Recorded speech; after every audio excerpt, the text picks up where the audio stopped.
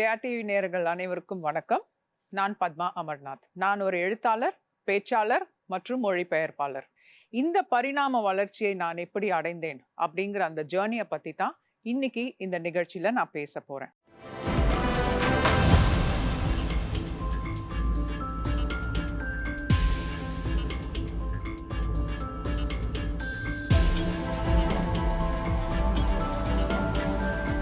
நான் சென்னையில் பிறந்து வளர்ந்தவள்.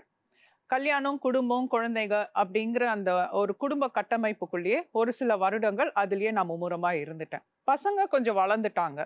அதுக்கப்புறம் எனக்குன்னு இருந்த அந்த ஃப்ரீ டைம்ல நான் என்ன பண்ணலாம், உபயோகமா என்ன பண்ணலாம் அப்படிங்கிற ஒரு சிந்தனையோட நான் செயலாற்றிய ஒரு சில விஷயங்கள் தான் இன்னைக்கு இந்த ஜெயா டிவி ஸ்டுடியோல நின்று உங்க முன்னாடி நான் பேசுறதுக்கான காரணமா அமைஞ்சிருக்கு. அப்படி என்ன பண்ணிட்டேன்னு கேக்குறீங்களா? வெல், ஒவ்வொன்றா சொல்லிட்டே வரேன், வாங்க. முதலாவதாக எனக்கு இருந்த அந்த ஃப்ரீ டைம்ல புத்தக வாசிப்புல ஈடுபட்டேன். எனக்கு பள்ளிக்கூடத்துல நான் தமிழ் மொழி கத்துக்கலங்க. மொழியின் மீது உள்ள ஆர்வத்தின் காரணமா நானே கூட்டி கூட்டி கொஞ்சம் கொஞ்சமா படிச்சு எழுத கத்துக்கிட்டேன். இன்னைக்குமே பிழையோட தான் கொஞ்சம் எழுதுவேன், ஆனாலும் விடாமுயற்சியோட கத்துக்கிட்டு தொடர்ந்து எழுதிட்டே வந்துட்டு இருக்கேன். ஸோ இந்த மாதிரியான புத்தக வாசிப்பை நான் மேற்கொள்வதற்கு பக்கத்துல இருக்கிற ஒரு லைப்ரரியில போய் என்ரோல் பண்ணிக்கிட்டேன், ஒரு மெம்பர்ஷிப் வாங்கிக்கிட்டேன். அங்க போயிட்டு வாரத்துக்கு ஒரு 4-5 புத்தகங்கள் வாங்கிட்டு வருவேன். படிச்சு முடிச்சுட்டு 10 நாள் கழிச்சு மறுபடியும் அடுத்த வாரம் போயிட்டு எக்ஸ்சேஞ்ச் பண்ணி இன்னொரு 4-5 புத்தகங்கள் வாங்கிட்டு வருவேன். ஸோ இப்படியாக தொடர்ந்து பல எழுத்தாளர்களுடைய புத்தகங்களை நான் வாசிக்க ஆரம்பிச்சேன். அந்த காலகட்டத்துல பாத்தீங்கன்னா, இவங்க ரொம்ப பிரபலமான எழுத்தாளர், இவங்களுடைய எழுத்து இப்படி இருக்கும், இவங்களுடைய ஸ்டைல் இப்படி இருக்கும் அப்படிங்கிற அந்த நாலேஜ் எதுவுமே எனக்கு அப்போ இல்லை. I was totally blank. So நான் போய் ஒவ்வொரு புத்தகமா எடுத்து வாசிக்க ஆரம்பிச்சதுக்கு அப்புறம் தான் அந்தந்த எழுத்தாளருடைய பாணி எப்படி இருக்கு அப்படிங்கிறதே நான் தெரிஞ்சுக்கிட்டேன். அப்போ எனக்கு தெரிந்த 2 எழுத்தாளர்கள் பாத்தீங்கன்னா, எழுத்தாளர் சுஜாதா, அதுக்கப்புறம் எழுத்தாளர் சிவசங்கரி. இவங்க 2 பேருமே எனக்கு எப்படி அறிமுகம் ஆனாங்க அப்படின்னு பாத்தீங்கன்னா, இவங்களுடைய கதைகள் ஒரு சிலது சினிமா படமா வந்திருக்கு. ஸோ அதன் அடிப்படையில இவங்க 2 பேருடைய பெயர் மட்டுமே எனக்கு தெரியும். ஆனா அது வரைக்கும் அவங்களுடைய புத்தகங்கள் நான் எதுவுமே வாசிச்சது இல்லை. ஸோ இந்த மாதிரி லைப்ரரியில இருந்து ஒவ்வொரு புத்தகமா எடுத்து நிறைய வாசிக்க ஆரம்பிச்சதுக்கு அப்புறம் எனக்கு அது ரொம்பவே ஒரு ஈடுபாடு எனக்கு அதுல அதிகமாச்சு. இந்த காலகட்டத்துல தான் எழுத்தாளர் திரு பாலகுமாரன் அவர்களுடைய எழுத்து எனக்கு பரிச்சயமாச்சு. உண்மையிலேயே ஒரு பெரிய ஐ ஓப்பனிங்கா இருந்ததுங்க அவருடைய எழுத்துக்கள். நிறைய கத்துக்கிட்டேன் அவருடைய புத்தகங்கள்ல இருந்து. அதாவது காதல், ஆன்மீகம், அதுக்கப்புறம் இல்லறம், இது எல்லாமே ஒரு கட்டமைப்புக்குள்ள ரொம்ப அழகா ஃப்ரேம் பண்ணி பொருத்தி வச்சிருப்பாரு. ஸோ நிறைய விஷயங்களை அவருடைய கதைகள்ல இருந்து நான் கத்துக்கிட்டேன். அதே மாதிரி எழுத்தாளர் திரு இறையன்பு அவருடைய வரிகளும் எனக்கு ரொம்ப இன்ஸ்பைரிங்கா இருந்தது. ஸோ இது மாதிரியான பல வரிகளை நான் வாசிச்சு, பல புத்தகங்களை நான் வாசிச்சு அதுல இருந்து ரொம்ப இன்ஸ்பயர் ஆக ஆரம்பிச்சேன். எனக்குள்ள நிறைய கேள்விகள் அந்த சமயத்துல எழ ஆரம்பிச்சது. அதாவது உதாரணத்துக்கு நான் என்னை பாதித்த வரிகள்ல ஒரு சிலதை நான் இப்போ பகிர்ந்துக்கிறேன். மனிதர்களாகிய நாம எல்லாருமே நம்முடைய இறுதி கட்டத்தை நோக்கி தான் நாம பயணிச்சுட்டு இருக்கோம். ஸோ அந்த மாதிரியான இறுதி கட்டத்தை நோக்கி நாம் பயணிக்கும் அந்த தருவாயில கொஞ்சம் இந்த சிச்சுவேஷனை இமேஜின் பண்ணி பாருங்க. இறுதி கட்டத்துல நீங்க இருக்கீங்கன்றப்போ உங்க கையில ஒரு சின்ன துண்டு காகிதம் கொடுத்து உங்களுடைய வாழ்க்கை பயணத்தை ஒரு ஜிஸ்ட் மாதிரி அதுல எழுதி வைக்க சொல்றாங்க. அந்த சமயத்துல மாற்றி எழுதவோ அல்லது அடித்து வேற புதுசா எழுதவோ உங்களுக்கு நேரமோ அவகாசமோ இருக்காது. ஸோ அந்த மாதிரியான காலகட்டத்துல உங்களுடைய லைஃப் ஜேர்னி எழுத சொன்னா நீங்க அது என்னன்னு எழுதுவீங்க? ஓகே, எழுதி பார்த்துட்டு மறுபடியும் நீங்களே அதை வாசிச்சு பார்த்தா உங்களுக்குள்ள எப்படிப்பட்ட ஒரு உணர்வை அது ஏற்படுத்தும்? மற்றவங்கள விடுங்க, சுத்தி இருக்கிறவங்கள பத்தி நாம கவலைப்பட வேண்டாம். ஆனா உங்களுக்குள்ளேயே அது எப்படிப்பட்ட ஒரு பாதிப்பை ஏற்படுத்தும் அப்படிங்கிறத கொஞ்சம் யோசிச்சு பாருங்க. அதுதான் உங்கள் வாழ்க்கைக்கு நீங்கள் ஏற்படுத்தி கொள்ளும் ஒரு அர்த்தமாகும். ஸோ அந்த மாதிரியான பல வரிகளை நான் படிக்க ஆரம்பிச்சதுக்கு அப்புறம் நான் யார் அப்படிங்கிற ஒரு சிந்தனை எனக்குள்ள எழ ஆரம்பிச்சுது. ஏன்னா நானுமே அந்த கட்டத்தை நோக்கி தான் நகர்ந்து போயிட்டு இருக்கேன். ஸோ அங்க போயிட்டு என்னை எப்படி நான் அடையாளப்படுத்தி கொள்ள போகிறேன் அப்படிங்கிற ஒரு சிந்தனை எனக்குள்ள ரொம்ப தீவிரமா இருந்தது. ஸோ இப்படியாக நிறைய புத்தகங்களை வாசிச்சுட்டு இதை இப்படியே விட்டுறக்கூடாதுன்னு சொல்லி நிறைய இன்ஸ்பைரிங் லைன்ஸ் இது மாதிரி நிறைய எடுத்து ஒரு புத்தகத்துல எழுத ஆரம்பிச்சேன். அதாவது என்னை பாதித்த வரிகள், எழுதிய எழுத்தாளர், புத்தகத்தின் தலைப்பு, இது அப்படியே வச்சு நிறைய நான் எழுத ஆரம்பிச்சேன். எழுதி கிட்டத்தட்ட 3-4 லாங் சைஸ் புக் சேர்ந்து போச்சு. ஓகே, இது நெக்ஸ்ட் என்ன பண்ணலாம், இது எழுதி வச்சது எதையுமே வேஸ்ட் பண்ணக்கூடாது அப்படிங்கிற முடிவுல மட்டும் நான் தீவிரமா இருந்தேன். ஸோ இதை பற்றி நான் 2 நபர்கள் கிட்ட டிஸ்கஸ் பண்ணேன். ஒருத்தர் என்னுடைய மென்டர், எனக்கு ஆசான் மாதிரி ஒரு பெரியவர். அவர்கிட்ட 2 புத்தகங்கள குடுத்து, "இத நான் என்ன பண்ணலான்னு எனக்கு ஒரு ஐடியா குடுங்க" அப்படின்னு சொல்லிட்டு வந்துட்டேன். அவரு அத படிச்சுட்டு மறுநாளே எனக்கு ஃபோன் பண்ணாரு. "இது ரொம்ப அழகான, அற்புதமான முயற்சியா இருக்கும்மா. இத வேஸ்ட் பண்ணாதீங்க. கம்பைல் பண்ணி ஒரு புத்தகமா வெளியிடுங்க" அப்படின்னு சொன்னாரு. உடனே இன்னொரு நண்பர்கிட்ட கேட்டேன். அவருமே என்ன சொன்னாருன்னா, "இது ஒரு நல்ல முயற்சி. பல வருடங்களுக்கு முன்பாக லெலியன் எய்ஷர் வாட்சன் அப்படிங்கிற ஒரு ஆங்கிலேயர் நிறைய இன்ஸ்பைரிங் கோட்ஸ், அதாவது 100க்கும் மேற்பட்ட இன்ஸ்பைரிங் கோட்ஸை தொகுத்து ஒரு புத்தகமா வெளியிட்டு இருக்காரு. அவருடைய புத்தகம் பார்த்தீங்கன்னா, சாக்ரட்டிஸ், பிளாட்டோ காலத்துல இருந்து நிறைய இன்ஸ்பைரிங் கோட்ஸ் அவர் எடுத்து தொகுத்து வெளியிட்டிருக்காரு. அந்த புத்தகத்தின் பெயர் லைட் ஃப்ரம் மெனி லேம்ப்ஸ் அப்படிங்கிற ஒரு புத்தகம். இன்ஃபேக்ட் ஏபிஜே அப்துல் கலாம் ஐயா அவர்களுக்கு ரொம்பவே பிடித்தமான ஒரு புத்தகம் அது. ஸோ கிட்டத்தட்ட இதுவும் நீங்க பண்ற வேலையோ அந்த ஜான்ரால தான் வரும். ஏறக்குறைய அந்த மாதிரி தான் இருக்கு. ஸோ வேஸ்ட் பண்ணாதீங்க, ஒரு அட்டெம்ப்ட் பண்ணி பாருங்க, புத்தகமா வெளியிட்டு பாருங்க அப்படின்னு சொன்னாரு. அதாவது என்னுடைய ஐடியாவும் அதுவா தான் இருந்தது. ஆனா நான் அது வெளியில சொல்லல. மத்தவங்க என்ன சொல்றாங்க அப்படிங்கிற அவங்க கருத்துக்காக நான் காத்துட்டு இருந்தேன். ஸோ நான் நினைச்சதும் அவங்க சொன்னதும் ஒரே மாதிரி இருக்கு அப்படின்றதால எனக்கு ரொம்ப மனதுக்கு நிறைவா இருந்தது. வெளியே எங்கேயும் போய் எந்த பப்ளிஷரையும் பர்சனலா மீட் பண்ணி என்னோட புத்தக வெளியீட்டை பத்தி டிஸ்கஸ் பண்ண முடியாத சூழல்ல நான் மாட்டிக்கிட்டேன். பட் இந்த வேலை வந்து இதை நிறுத்தக்கூடாது, இதை எப்படியாவது நாம செஞ்சு முடிக்கணும் அப்படிங்கிற அந்த வேகம் மட்டும் எனக்குள்ள இருந்துட்டே இருந்தது. அதுக்கப்புறம் நிறைய ஆன்லைன் பிளாட்ஃபார்ம்ஸ் இருக்கிறதா நான் கேள்விப்பட்டேன். ஸோ அதுல நான் சர்ச் பண்ணி நோஷன் பிரஸ் அப்படிங்கிற செல்ஃப் பப்ளிகேஷன் கம்பெனியை காண்டாக்ட் பண்ணி ஆன்லைன் வாயிலாகவே நான் வந்து என்னுடைய புத்தகத்தை நான் வெளியிட்டேன். புத்தகமும் நல்லபடியா பப்ளிஷ் ஆகி என் கைக்கு வந்து சேர்ந்தது. அதாவது உண்மையிலேயே நான் பெற்றெடுத்த குழந்தையை என் கையில் ஏந்துவது போல நான் அவ்வளோ சந்தோஷப்பட்டேன். Because it was my first publish book. COVID காலத்துல பாத்தீங்கன்னா ஜூம் நிகழ்வுகள் ரொம்பவே பிரபலமா இருந்தது. எனக்கு ஃபேஸ்புக்கில் ஒரு ரிக்வெஸ்ட் வந்தது, அதை அக்செப்ட் பண்ணேன். இந்த மாதிரி ஜூம் ப்ரோக்ராம் தொடர்ந்து நாங்கள் கண்டக்ட் பண்ணிட்டு இருக்கோம், வந்து ஜாயின் பண்ணுங்க அப்படின்னு சொல்லியிருந்தாங்க. ஃபர்ஸ்ட் நான் யோசித்தேன் போனோமா அப்படின்னு. அதுக்கப்புறம் சரி என்னதான் இருக்கு, என்ன பேசுறாங்க, போய் பார்க்கலாமே அப்படின்னு நான் அங்கே போய் பார்ட்டிசிபேட் பண்ணேன். அந்த குழுவில் வந்து அத்தனை பேருமே என்னை விட வயதில் மூத்தவங்க. நிறைய பேர் நல்ல பொறுப்பு வகித்து, அதாவது நல்ல டெசிக்னேஷனோட அங்க உட்காந்துட்டு இருந்தாங்க. தினமும் ஒரு ஆளுமை வந்து ஒரு டாபிக்கை தேர்வு செஞ்சு அதன் சம்பந்தமா ஒரு 1/2 மணி நேரமோ 3/4 மணி நேரமோ உரையாற்றுவாங்க. அதுக்கப்புறம் ஒரு கலந்துரையாடல் இருக்கும். இது ரொம்பவே எனக்கு இன்ட்ரெஸ்டிங்கா இருந்தது.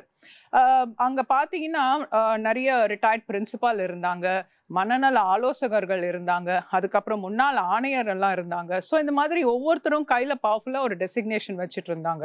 என்னை பத்தி அறிமுகம் அப்படின்னு கேட்கும்போது, I am Padma Amarnath, I am a home maker அப்படின்னு சொல்லிட்டு ஒரு சின்ன பாஸ் ஒன்று.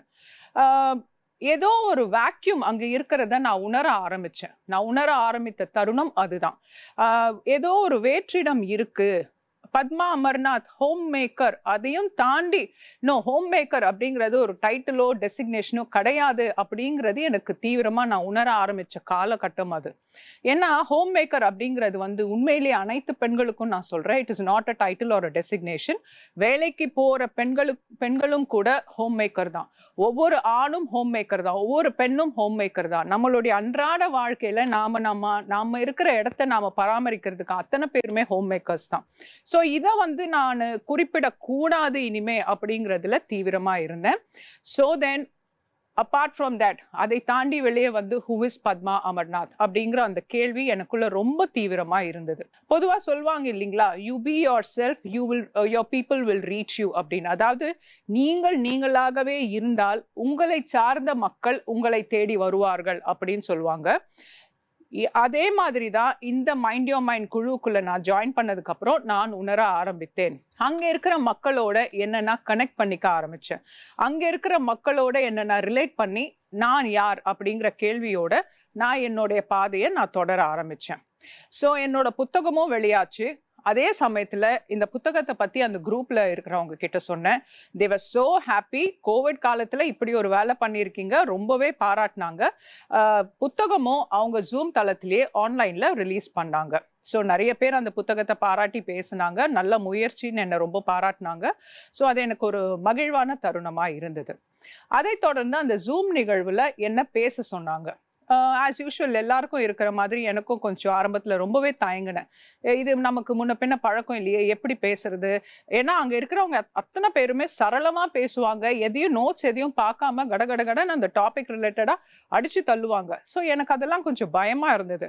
அதுக்கப்புறம் இல்லை, முயற்சி பண்ணி பாருங்க அப்படின்னு சொன்னாங்க. சரி, நானும் முயற்சிக்கலாமே அப்படின்னு சொல்லி ஆரம்பித்தேன். அதாவது ஆர்வ கோளாறுன்னு இதை தான் சொல்லுவாங்க. ஒரு சின்ன கதை புக்கோ இல்லை ஒரு சின்ன புத்தகமோ ஏதோ எடுத்து ஸ்டார்ட் பண்ணணும். ஆனால் நான் என்ன பண்ணேன்னா, எனக்கு ரொம்ப பிடிச்சவர் அப்படின்னு சொல்லி இறையன்புவோடைய புத்தகம் இலக்கியத்தில் மேலாண்மை அப்படின்னு இவ்வளோ தடி புக்கு. ஸோ அது கம்ப்ளீட்டாக அந்த புத்தகத்தை சொல்லி முடிக்க முடியாது 1 hourல. ஸோ அதுலேருந்து ஒரு செலக்டட் டாபிக்ஸ் மேலாண்மையும் இலக்கியமும் சேர்த்து வச்சு அந்த புத்தகத்தில் ரொம்ப அழகாக அவர் எழுதியிருப்பார். ஸோ அதுலேருந்து செலக்டடாக ஒரு 4-5 டாபிக்ஸை தேர்வு செஞ்சு அழகாக பாயிண்ட்ஸ் எல்லாம் நோட் அவுட் பண்ணி நான் அதை பேசினேன். இட் வாஸ் வெல் ரிசீவ், நல்லா பாராட்டினாங்க. அதுக்கப்புறம் தொடர்ந்து நான் பேச ஆரம்பித்தேன். அந்த குரூப்லேருந்து இன்னொரு ஜூம் குரூப்லேயும் என்னை கூப்பிட்டு பேச சொன்னாங்க. ஸோ அங்கேயும் நான் போய் பேச ஆரம்பித்தேன். இப்படியாக 2 தளத்துலேயும் மோர் தென் 50 டாபிக்ஸில் நான் உரையாற்றி இருக்கேன். அதாவது என்னோட யூஎஸ்பி என்னன்னு கேட்டிங்கன்னா, நான் தேர்வு செய்கிற அந்த டாபிக்ஸ் வந்து ரொம்ப நல்லா இருக்குது அப்படின்னு சொல்லுவாங்க. அதே போல் அந்த டாபிக்ஸ் ரிலேட்டடாக நான் பாயிண்ட்ஸ் சேகரித்து பேசுகிறேன் இல்லைங்களா, அதுவுமே ரொம்ப யூனிக்காக இருக்குது அப்படின்னு பாராட்ட ஆரம்பித்தாங்க. ஸோ ஒரு புத்தகத்தை வெளியிட்ட பெருமையை தொடர்ந்து ஒரு நல்ல பேச்சாளர் அப்படிங்கிற ஒரு அங்கீகாரத்தையும் நான் இதன் மூலமாக பெற ஆரம்பித்தேன். ஸோ ஜூம் நிகழ்வில் பேச சொல்லி என்னை ஊக்கப்படுத்தினாங்க. ஸோ என்னுடைய முதல் கட்ட பேச்சாக இறையன்பு அவர்களின் இலக்கியத்தில் மேலாண்மை அப்படிங்கிற புத்தகத்திலேருந்து என்னோட ஸ்பீச்சை நான் ஆரம்பித்தேன். தொடர்ந்து பல டாபிக்ஸில் நான் பேசிட்டே இருந்தேன். ஏறத்தாழ 50க்கும் மேற்பட்ட டாபிக்ஸில் நிறைய பேசியிருக்கேன். ஸோ நல்ல பாராட்டும் வரவேற்பும் எனக்கு அதில் கிடைச்சது. ஓகே, ஒரு புத்தகம் பப்ளிஷ் பண்ணியாச்சு, ஸ்பீக்கராகவும் அடுத்த பரிணாமத்துக்கு நாம் போயாச்சு. இதோட நிறுத்தக்கூடாது, எழுதவும் ஆரம்பிக்கணும் அப்படின்னு நினைச்சேன். ஸோ அது சம்பந்தமா நான் நிறைய ஆர்டிகல்ஸ் எழுத ஆரம்பிச்சேன். அதாவது பொதுப்படையான ஒரு சில டாபிக்ஸை தேர்வு செஞ்சு அது சம்பந்தமா ஆர்டிகல்ஸ் எழுதி பப்ளிஷ் பண்ண ஆரம்பிச்சேன். mandharai.wordpress.com அப்படிங்கிற ஒரு பிளாக் போஸ்ட் கிரியேட் பண்ணி அதில் என்னோட ஆர்டிகல்ஸை நான் தொடர்ந்து இங்கிலீஷ் அண்ட் தமிழ் 2 மொழிகளிலுமே நான் போஸ்ட் பண்ணிட்டே வந்தேன். அதுக்குமே நல்ல வரவேற்பு இருந்தது. இந்த கட்டத்தில் தான் அகழ் பப்ளிகேஷன் அப்படிங்கிற ஒரு நிறுவனத்திலிருந்து ஒரு பெரிய ப்ராஜெக்ட் ஒன்று அனௌன்ஸ் பண்ணாங்க. திருக்குறளோட 1330 குறளுக்கும் சிறுகதைகள் அப்படிங்கிற ஒரு ரெக்கார்ட் பிரேக்கிங் ப்ராஜெக்ட் ஒன்று அனௌன்ஸ் பண்ணாங்க. இது எனக்கு கொஞ்சம் தாமதமாக தான் இந்த தகவல் எனக்கு வந்து கிடைச்சிது. நான் அப்போ ஃபோன் பண்ணி அவங்கள கேட்கும்போது, இன்பத்து பால்லேருந்து ஒரு 5-6 அதிகாரம் மட்டும்தான் விட்டு போயிருக்கு, இதுலேருந்து நீங்கள் ஏதாவது தேர்வு செய்யுங்க அப்படின்னு சொன்னாங்க. ஆரம்பத்தில் அதாவது இன்பத்து பாலா, காதல், காமம் அதெல்லாம் இருக்குமே, தேவையா அப்படிங்கிற மாதிரியான ஒரு சில அட்வைஸ் எல்லாம் வந்தது. இல்லை, இதை நான் எடுத்து செய்யணும், I want to see what it is அப்படின்னு சொல்லி நான் திருக்குறள் அப்பதான் உண்மையிலேயே நான் படிக்க ஆரம்பிக்கிறேன். அந்த குறளுக்கான விளக்க உரைகள் நிறைய புத்தகங்கள்லேருந்து படிக்க ஆரம்பித்தேன். It was mind blowing. Actually உண்மையை சொல்லணும்னா, திருக்குறள் வந்து படிக்கும்போது ஒவ்வொருத்தருக்குமே ஒவ்வொரு புரிதல் வரும். அவங்கவுங்க மனநிலைக்கு ஏற்ற மாதிரி அதை படித்து புரிஞ்சுக்குவாங்க. ஆனால் என்னை பொறுத்த வரைக்கும் நான் அதை வாசிக்க ஆரம்பித்ததுக்கப்புறம் I could see a lot of psychological things in it. அதாவது அந்த சைக்காலஜி சம்மந்தப்பட்ட நிறைய விஷயங்கள் அதில் இருக்கிறதா நான் உணர்ந்தேன். ஸோ காதல் அண்ட் சைக்காலஜி இதன் அடிப்படையில் வச்சு என்னுடைய கதைகளை நான் எழுத ஆரம்பித்தேன். 10 குறளுக்குமே 10 சிறுகதைகள். அதாவது நான் தேர்வு செய்த அந்த அதிகாரத்தின் பெயர் தனிப்படர் மிகுதி. 2 காதலர்கள், இல்லைன்னா கணவன் மனைவி, காதலின் மிகுதியால ஒரு நல்ல ஹாப்பியான ஒரு லைஃப்பை லீட் பண்றாங்க. ஏதோ ஒரு காரணத்தால ஒரு சின்ன ஒரு வேறுபாடு அவங்களுக்குள்ள வருது, ஏதோ ஒரு பிரிவினை அவங்களுக்குள்ள வருது. ஸோ அந்த காதல்ல அந்த பிரிவினையை, அந்த ஒரு சின்ன வேறுபாட்டை அவங்க எப்படி சமாளிக்கிறாங்க, இதுதான் அந்த அதிகாரத்தினுடைய ஜிஸ்ட், அடிப்படை இதுதான். ஸோ இதை பேஸ் பண்ணி நான் 10 சிறுகதைகள் எழுதினேன். எழுதி முடிச்சதோ எனக்கே ஒரு நல்ல மனநிறைவு. இதை அப்புறம் முன்னுரை எழுத சொல்லி 2-3 பேர்கிட்ட கொடுத்தேன். எல்லாருமே பிரின்சிபால், ரிட்டையர்ட் பிரின்சிபால், அந்த மாதிரி நல்ல பதவியில் இருக்கிறவங்க.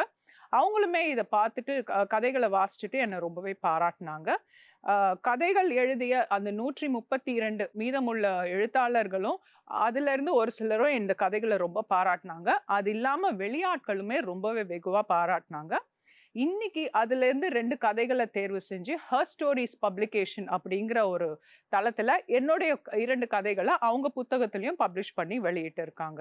ஸோ இந்த திருக்குறள் சிறுகதைகள் இதுதான் என்னுடைய சிறுகதை எழுதுவதற்கான முதல் முயற்சி. இது மாபெரும் வெற்றி அடைஞ்சது அப்படிங்கறத நினைக்கும் போது எனக்கு ரொம்பவே சந்தோஷமா இருந்தது. இந்த புத்தகம் வந்து போன வருடம் அண்ணா சென்டினரி லைப்ரரியில வச்சு இந்த புத்தக வெளியீட்டு விழாவை நாங்க நடத்தினோம். நிறைய பேர் அதை பாராட்டினாங்க. எனக்கு ரொம்பவே மன நிறைவான ஒரு தருணமா அது இருந்தது. என்னுடைய வளர்ச்சி பார்த்தீங்கன்னா, நான் ஃபர்ஸ்ட் பரிமாறிய பக்கங்கள் அப்படிங்கிற புத்தகத்தை வெளியிட்டேன். அதை தொடர்ந்து பேச்சாளர் அப்படின்னு ஜூம் தளங்கள்ல பேச ஆரம்பிச்சேன். அடுத்து ஒரு சிறுகதை எழுத்தாளர் அப்படிங்கிற முறையில இந்த திருக்குறள் சிறுகதைகளின் மூலம் இதுலயும் எனக்கு ஒரு நல்ல பேர் வந்தது. ஸோ இதோட நிறுத்தக்கூடாது, இன்னும் வேற ஏதாவது செய்யணும் அப்படிங்கிற என்னுடைய அடுத்த கட்டம் தான் என்னுடைய பத்மா டாக்ஸ் அப்படிங்கிற யூடியூப் வலைத்தளம். எஸ், யூடியூப் வலைத்தளத்துல பாத்தீங்கன்னா பத்மா டாக்ஸ் அப்படிங்கிற யூடியூப் வலைத்தளத்துல என்னுடைய அத்தனை ஜூம் ஸ்பீச்சும் அதுல பதிவா இருக்கு. ஏதாவது ஒரு குறிப்பிட்ட டாபிக்கை தேர்வு செஞ்சு அதுல ஸ்பெஷலைஸ்டா பேசணும், எழுதணும் அப்படிங்கிற ஒரு ஆர்வம் இருந்தது. இதை என்னுடைய யூடியூப் சேனல்ல இருந்து நான் ஆரம்பிக்கணுங்கிற நோக்கத்தோட விமன் எம்பவர்மெண்ட் அப்படிங்கிற ஒரு சப்ஜெக்டை நான் கையில எடுத்தேன். ஏதாவது குறிப்பிட்ட ஒரு தலைப்பை தேர்வு செய்து அதிலேயே நாம இன்னும் தொடர்ந்து பேசணும், தொடர்ந்து எழுதணும் அப்படிங்கிற ஒரு தீவிர சிந்தனை எனக்குள்ள உருவாச்சு.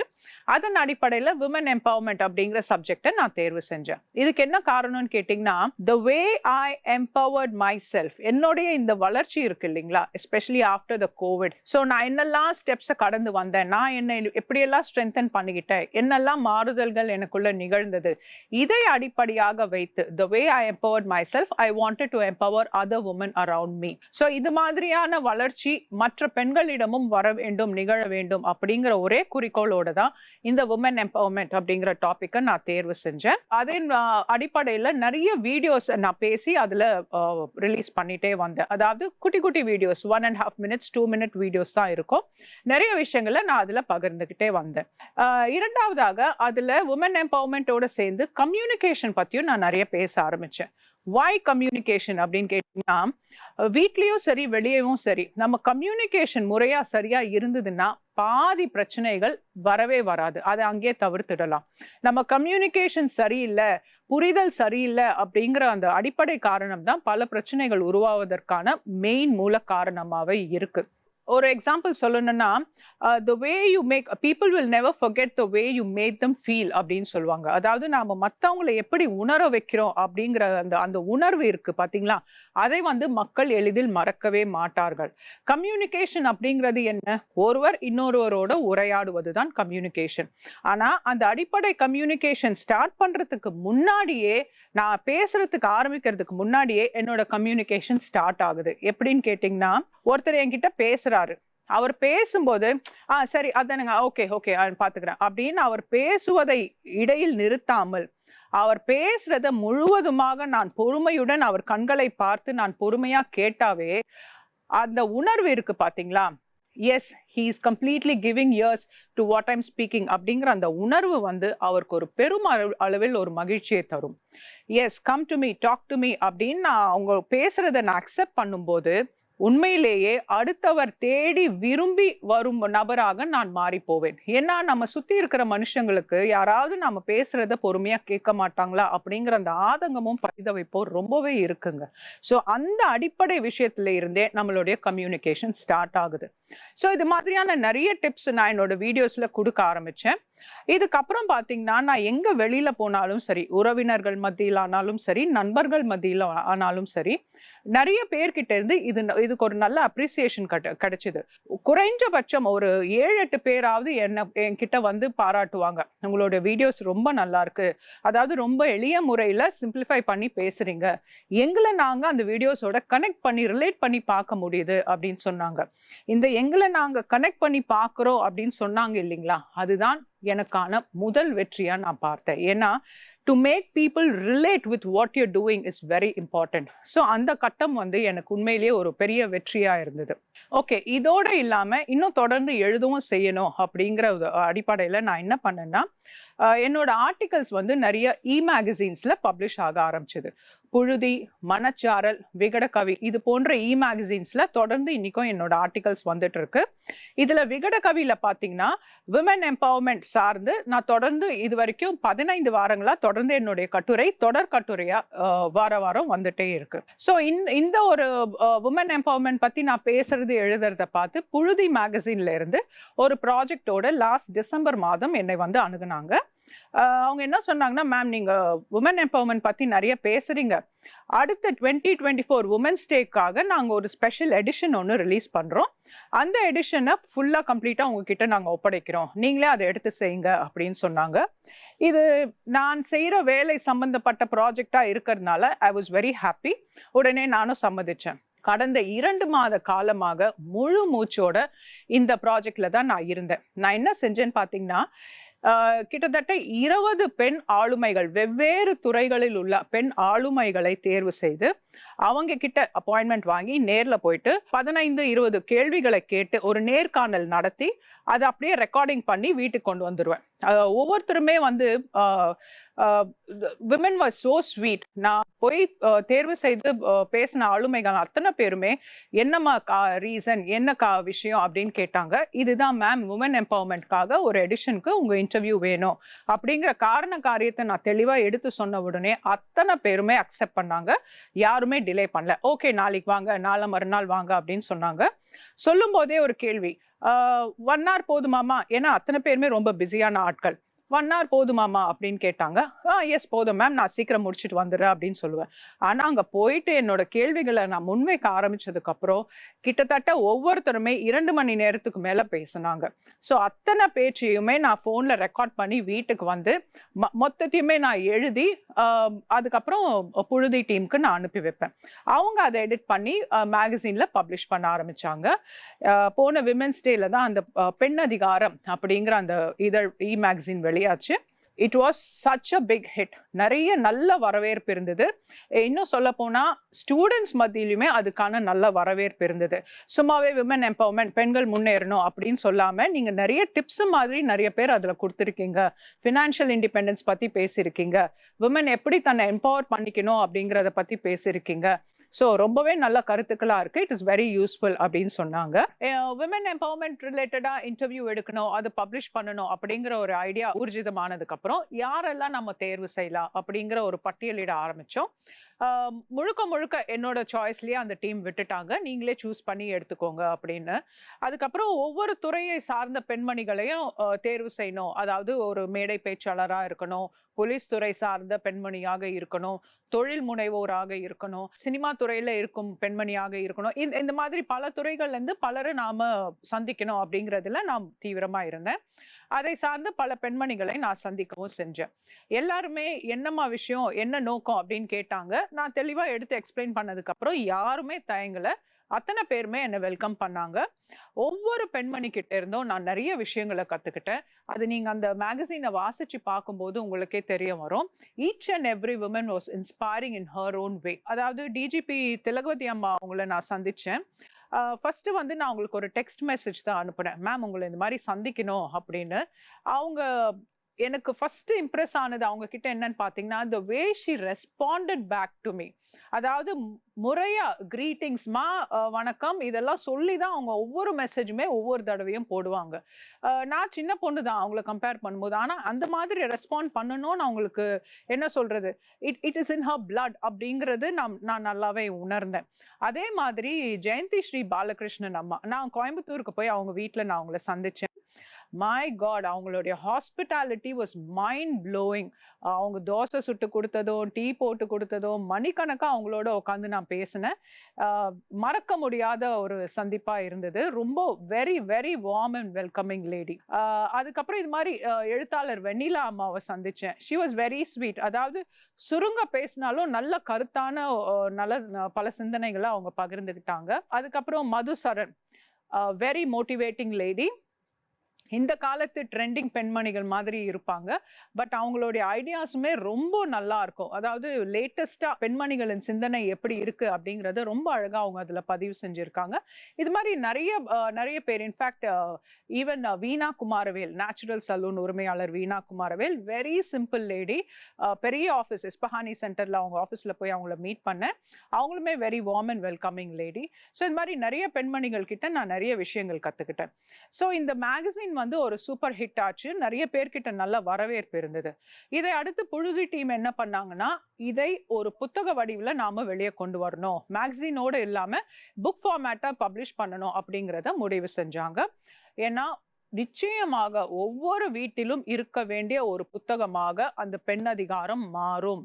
ஏன்னா இன்றைய இருக்கக்கூடிய தலைமுறையினர், அதாவது ஆண்களும் பெண்களும் அனைவருமே இந்த புத்தகத்தை வாசிக்க வேண்டும். பெண்களின் மனநிலை என்ன, பெண்கள் என்ன எதிர்பார்க்கிறாங்க, அவங்களுடைய தேவைகள் உண்மையாவே என்ன அப்படிங்கிறத பத்தி இந்த பெண் ஆளுமைகள் எல்லாம் நிறையவே ரொம்ப அழகா விவரிச்சிருக்காங்க. ஸோ கண்டிப்பாக அனைவரும் வாங்கி வாசிக்க வேண்டிய ஒரு புத்தகமாக இந்த பெண் அதிகாரம் புத்தகம் நிச்சயம் இருக்கும். இன்னும் ஒரு ஐ திங்க் அந்த ப்ராசஸ் புக் பப்ளிஷிங் ப்ராசஸ்ல இருக்கு, வேலை நடந்துட்டு இருக்கு. இன்னும் ஒரு மாத காலத்துல புத்தக வெளியீடும் நல்ல சிறப்பான முறையில செய்யணும் அப்படின்னு அவங்க பார்த்துட்டு இருக்காங்க. இன்ஃபேக்ட் இத புத்தகமா வெளியிட போறோம்னு சொன்னதுமே நிறைய கல்லூரிகள்ல இருந்து எங்களுக்கும் அந்த புத்தகம் வேணும்னு சொல்லி இப்பவே ஆர்டர்ஸ் எல்லாம், ப்ரீ ஆர்டர்ஸ் எல்லாம் வர ஆரம்பிச்சிருக்கு. ஸோ அந்த அளவுக்கு ஒரு நல்ல ரீச் இருக்கு. எனக்கு இருக்கக்கூடிய இந்த ஃப்ரீ டைம், இந்த வாய்ப்பை வந்து எந்த அளவுக்கு மத்தவங்களுக்கு உபயோகப்படுத்தணும், அதே சமயத்துல எந்த அளவுக்கு இதை வச்சு நான் முன்னேறணும், என்னை நான் வலுப்படுத்திக்கணும் அப்படிங்கிறது தான் அடிப்படையே. நான் ஆரம்பத்துல சொன்னேன் பாத்தீங்களா, எனக்கு இருந்த ஃப்ரீ டைம்ல நான் என்ன பண்ணலாம் அப்படிங்கறத, அந்த சிந்தனை தான் என்னை இந்த அளவுக்கு கொண்டு வந்தது. இன்னும் தெளிவா சொல்லணும்னா, எனக்கு இருக்கக்கூடிய இந்த சுதந்திரம் பலருக்கு மறுக்கப்பட்ட சுதந்திரமாக இருக்கலாம். உங்களுக்கு இருக்கக்கூடிய இந்த வாய்ப்பு பலருக்கும் மறுக்கப்பட்ட வாய்ப்பாக இருக்கலாம். சோ இந்த மாதிரி சுதந்திரமும் வாய்ப்பும் இருக்கிற நாம அது எந்த அளவுக்கு முறையா பயன்படுத்துறோம் அப்படிங்கிறது it is very very important. இதனால மத்தவங்களுக்கு நன்மை செய்யறோம், மத்தவங்களுக்கு ஓடி ஓடி உழைக்கிறோம், அது வந்து செகண்டரி தான். ஆனா நம்மை நாம் எந்த அளவுக்கு மேம்படுத்தி கொள்கிறோம், நாம் எப்படி டெவலப் ஆகுறோம் அப்படிங்கிறது தான் ரொம்பவே முக்கியம்.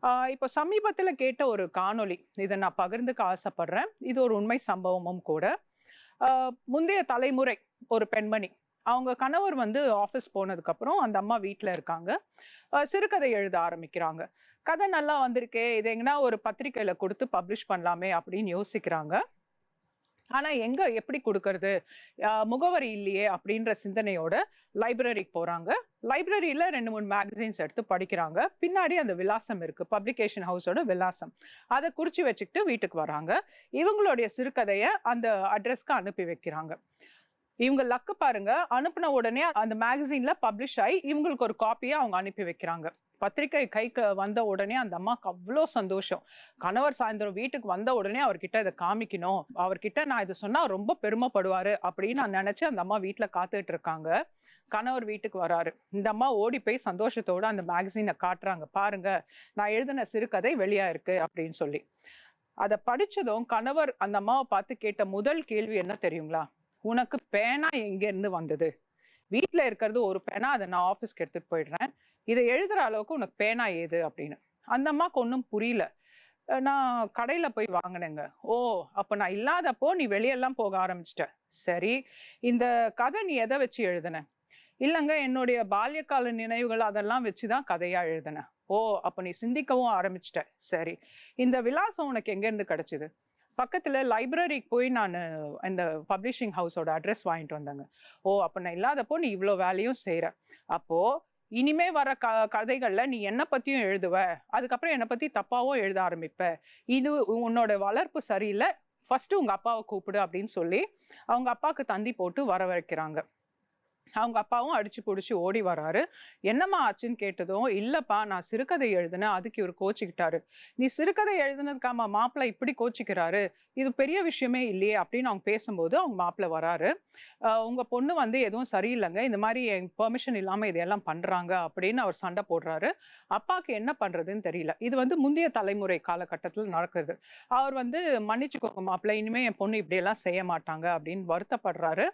அப்போ அவங்க அந்த மாப்பிள்ளை வந்து 2-3 கண்டிஷன்ஸ் போடுறாரு. இனிமே உங்க பொண்ணு எழுதக்கூடாது, அவங்க எழுதி பப்ளிஷ் ஆன இந்த மேகசினை அவங்க கையாலேயே கொளுத்த சொல்லுங்க அப்படின்னு சொல்றாரு. கொஞ்சம் யோசிச்சு பாருங்க, தன்னுடைய படைப்பு ஒரு மேகசின்ல வந்திருக்கு, அதை கொண்டாடாம அந்த கணவர் தன் கைகளாலேயே அதை எரிச்சு போடணும் அப்படின்னு சொல்றாங்க. இதை தாங்க நான் சொன்னேன், நமக்கு கிடைத்த வாய்ப்பு, நமக்கு கிடைத்த இந்த நேரம் அப்படிங்கிறது பலருக்கும் மறுக்கப்பட்ட ஒரு விஷயமாக இருக்கும். சோ இப்படி நமக்கு கிடைத்த பொன்னான நேரத்தையும் வாய்ப்பையும் வைத்துக்கொண்டு நாம எப்படி முன்னேறோம், நாம முன்னேறினா நிச்சயமா நம்மை சுற்றி இருப்பவர்களையும் முன்னேறுவதற்கான ஒரு யுக்தி நமக்கு கிடைக்கும். ஸோ இதை தான் சரியான முறையில பயன்படுத்திக்கிறது அப்படின்னு சொல்றது. This is how we empower our self. ஆக இன்னைக்கு நிறைய பேர் வந்து நேரம் இல்லைங்க, டைம் இல்லைங்க அப்படின்னு சொல்றாங்க. இது முற்றிலும் பொய்யான ஒரு கருத்து. இருக்கிற நேரத்தை நீங்க என்ன பண்றீங்கன்றது யோசிச்சீங்கன்னாவே உடனே நீங்க என்ன பண்ணக்கூடாது, எப்படி செய்யணும்ன்ற சிந்தனை உங்களுக்கு வந்துடும். என்னுடைய இந்த பயணமும் எதுல ஆரம்பிச்சுது, நான் முதல் நாள் என்ன சொன்னேன் அப்படிங்கறது நினைவுபடுத்தி பார்த்தீங்கன்னா உங்களுக்கே தெரியும். கிடைத்த நேரத்தை சரியாக பயன்படுத்தி கொள்வது. அதை நான் எப்படி ஃப்ரேம் பண்ணேன் அப்படின்னு பார்த்தீங்கன்னா, எனக்கு எதுல ஆர்வம் இருக்கு, அதுக்கப்புறம் என்னுடைய ஆசை என்ன, இது ரெண்டுத்தையுமே நான் பிரிட்ஜ் பண்ணி தான் என்னுடைய வேலையை நான் ஆரம்பிச்சேன். என்னுடைய ஆர்வம் புத்தக வாசிப்புல இருந்தது. அதுல இருந்து நான் நிறைய இன்ஸ்பைரிங்கான லைன்ஸ் எல்லாம் எழுதி வைக்க ஆரம்பிச்சேன். அடுத்து என்னுடைய ஆசை, நான் எழுதி வச்சு எதுவுமே வேஸ்ட் ஆகக்கூடாது, வெளியே மக்கள் கிட்ட போய் சேரணும் அப்படிங்கிறது என்னுடைய ஆசை. ஸோ இதன் விளைவாகத்தான் பரிமாறிய பக்கங்கள் அப்படிங்கிற ஒரு புது முயற்சி உருவாக காரணமா இருந்தது. ஸோ நீங்க மக்களுமே என்ன செய்யணும், அனைத்து பெண்களுமே என்ன செய்யணும் அப்படின்னு பார்த்தீங்கன்னா, உங்களுடைய விருப்பம் ஆர்வம் எதுல இருக்கு, உங்களுடைய திறமை எதுல இருக்கு, ஸோ இது ரெண்டையுமே இணைச்சு நீங்க மக்களுக்கு கொடுக்க ஆரம்பிச்சீங்கன்னா you will be very successful in what you do. நிறைய லட்சக்கணக்கில் சம்பாதிக்கிறோமா இல்லையா அப்படிங்கிறது ரெண்டாம் பட்சங்க. பட் சோல் சாட்டிஸ்ஃபைங் அப்படின்ற ஒரு விஷயம் இருக்கு இல்லைங்களா, நம் மனதுக்கு நெகிழ்வான வேலை, நம் மனதிற்கு சந்தோஷத்தை அளிக்கக்கூடிய வேலை, அது உங்களுக்கு நிச்சயமா அந்த சந்தோஷம் உங்களுக்கு கிடைக்கும். ஸ்டீவன் பிரெஸ்ஃபீல்ட் என்கின்ற ஆங்கில எழுத்தாளர் அவர் எழுதிய அருமையான புத்தகம் தி வார் ஆஃப் ஆர்ட் அப்படிங்கிற ஒரு புத்தகம். ஐ திங்க் 2002ஆம் ஆண்டு வெளியான புத்தகம்னு நினைக்கிறேன். மிகவுமே அருமையான புத்தகம். அதுல அவர் ஒரு பெண்மணியின் வாழ்க்கையை பத்தி அவர் குறிப்பிடுறாரு. உண்மையிலேயே நடந்த சம்பவம். அந்த பெண்மணி வந்து தன் கணவரோட 2 குழந்தைகளோட ஒரு சந்தோஷமான வாழ்க்கையை வாழ்ந்துட்டு இருக்காங்க. அந்த பெண்மணிக்கும் ஒரு சில ஆசைகள் இருந்திருக்கு. பட் ஓகே, கொஞ்சம் கூடுதலா சம்பாதிக்கலாமே அப்படின்னு சொல்லி தன் ஆசைப்பட்ட வேலை எதுவும் செய்யாம வேலைக்கு போக ஆரம்பிக்கிறாங்க. சில வருடங்கள் இப்படி போகுது. ஒரு கட்டத்துல அந்த பெண்மணிக்கு உடல் நல குறைவு ஏற்படுது. ஸோ போய் பரிசோதனை பண்ணிக்கிறாங்க. புற்றுநோய் அப்படின்னு கண்டறியப்படுது. அந்த பெண்மணி அப்படியே உடஞ்சி போறாங்க. வீட்டுக்கு வந்து 2 நாள் அமைதியா உட்காடுறாங்க. அதுக்கப்புறம் ஏதோ ஒரு சிந்தனை அவங்களுக்குள்ள வரவே அவங்க என்ன பண்றாங்கன்னா, போய் கடகடன்னு அவங்க வேலையை ராஜினாமா பண்ணிடுறாங்க. வேலையை ரிசைன் பண்ணிட்டு அவங்களுக்குள்ள இருந்த ஆசைகள், அவங்க செய்யணும்னு நினைச்ச வேலைகள் அத்தனையுமே ஒவ்வொன்றா செய்ய ஆரம்பிக்கிறாங்க. எய்ட்ஸால் பாதிக்கப்பட்ட குழந்தைகளுக்கு உதவி செய்யணும், அவங்களுக்கு சேவை பண்ணணுங்கிறது ரொம்ப நாள் திட்டமா அவங்களுக்கு இருந்திருக்கு. ஆனா இத்தனை நாள் அதுக்கான முயற்சி அவங்க எதுவுமே எடுக்கல. ஸோ இப்போ அந்த பணியை மேற்கொள்ள ஆரம்பிக்கிறாங்க. அதுக்கப்புறம் அந்த அம்மாவுக்கு வந்து ரொம்ப நாளா கவிதை எல்லாம் எழுதணும்னு ரொம்ப ஆசை. அதுவுமே டைம் இல்லைன்னு சொல்லி அப்படியே விட்டு வச்சிருந்தாங்க. இப்போ அந்த வேலையை அவங்க தொடர ஆரம்பிக்கிறாங்க. நிறைய கவிதை எழுதுறாங்க, நிறைய பிரசுரத்துக்கு அதை அனுப்பி வைக்கிறாங்க. ஸோ இது மாதிரி அவங்க பிடிச்ச வேலைகள் எல்லாம் செஞ்சுட்டே வராங்க. 4-5 மாதங்கள் கழிச்சு மறுபடியும் பரிசோதனைக்கு போறாங்க. அங்க போனா ஒரு மிரக்கல், உண்மையிலேயே ஒரு மிரக்கல் நடந்திருக்கு. அந்த நோயின் தீவிரம் உண்மையிலேயே குறைய ஆரம்பிச்சிருக்கு.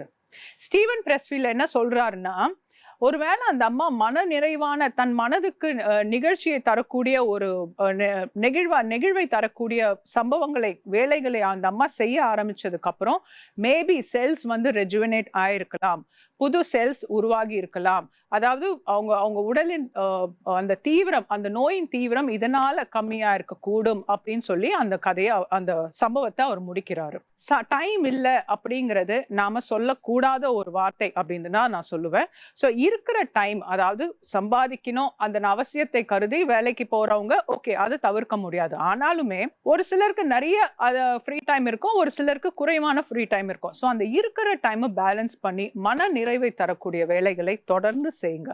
உங்களுக்கு என்ன ஆசை இருக்கு, உங்களுக்கு என்ன ஆர்வம் இருக்கு அப்படின்றத பார்த்து அதுல இருந்து அது மாதிரியான வேலைகளை நீங்க செய்ய ஆரம்பிக்க. Like how I started my journey. புத்தக வாசிப்பு, அதை சம்மரைஸ் பண்ணி புத்தகமா வெளியிடணும். நான் படிச்ச கருத்துக்களை மக்களுக்கு தெரியப்படுத்தணும். ஸோ இந்த ஒரு நோக்கத்தோடு ஆரம்பிச்சது தான் என்னுடைய முதல் புத்தகமாகட்டும், என்னுடைய ஜூம் ஸ்பீச் ஆகட்டும். ஜூம் ஸ்பீச்லையுமே நான் அதை தானே பண்ணிட்டு இருக்கேன். ஒரு டாப்பிக்கை சூஸ் பண்றேன், அதற்கான நிறைய தரவுகளை நான் சேகரிக்கிறேன், மக்கள் கிட்ட கொண்டு போய் சேர்க்கிறேன். அதே மாதிரி என்னோட யூடியூப்லயும் நான் அதை தான் பண்ணிட்டு இருக்கேன். கம்யூனிகேஷன் பற்றியும் உமன் எம்பவர்மெண்ட் பற்றியும் நிறைய தரவுகளை சேகரிக்கிறேன், அதை மக்கள் கிட்ட கொண்டு போய் நான் சேர்க்கிறேன். ஸோ என்னுடைய ஆர்வமும் ஆசையும் எதுல இருக்கோ அதன்படி தான் நான் என்னுடைய வேலைகளை தொடர்ந்து பண்ணிட்டு இருக்கேன். அதன் விளைவாகத்தான் இன்றைக்கு இங்க உங்க முன்னாடி ஒரு பேச்சாளராக, எழுத்தாளராக, டிரான்ஸ்லேட்டரா நான் நின்னுட்டு இருக்கேன். ஆக என்னுடைய வேலை தகவலை சேகரிப்பதாகட்டும், மக்களுக்கு பல நல்ல கருத்துக்களை சென்று சேர்ப்பதாகட்டும், இனியும் அது தொடர்ந்து நடக்கும். இந்த வாரம் முழுவதும் திங்கள் முதல் சனி வரை என்னுடைய உரையாடலை நீங்க கேட்டிருப்பீங்க. என்னுடைய ஆசை, என்னுடைய கனவின் அடிப்படையில் நான் தொடங்கிய இந்த பயணம் எப்படி இருந்தது, என்னுடைய பரிணாம வளர்ச்சி, அதாவது கோவிட் காலத்திற்கு பின் நான் எந்த வகையிலெல்லாம் வளர்ச்சி அடைந்து வந்தேன் அப்படிங்கிற என்னுடைய எக்ஸ்பீரியன்ஸை உங்ககிட்ட ஷேர் பண்ணிக்கிட்டதுல எனக்கு ரொம்ப சந்தோஷம். நன்றி, வணக்கம்.